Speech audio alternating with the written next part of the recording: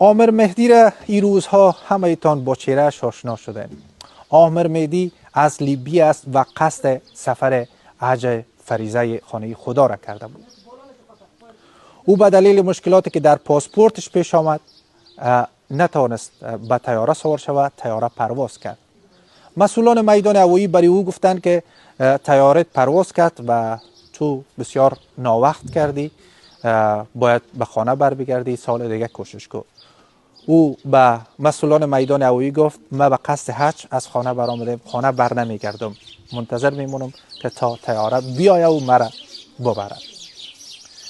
طیاره در آسمان یک بارم نی دو بار به مشکل مواجه شد. یک بار به مشکل مواجه شد، به زمین نشست. به همان میدان هوایی که عامر مهدی منتظر طیاره بود نشست و طیاره مشکلش عوارضش رفع شد و بدون اینکه عامر مهدی را به طیاره سوار کنند پرواز کرد. بار دوم دستور و قدرت الهی است، شگفتی است، توانایی قدرت پروردگار است.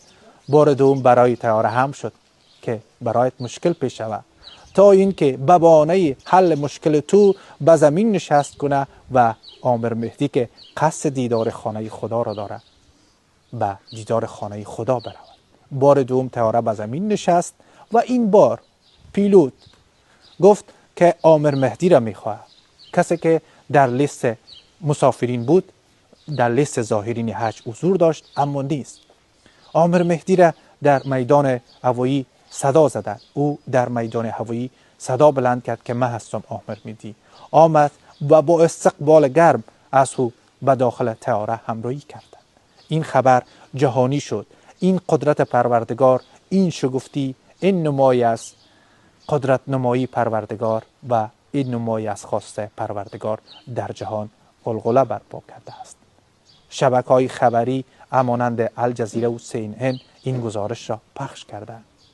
سبحان الله، این است قدرت پروردگاری که کسی را اراده کند به خانه اش می‌خواهد.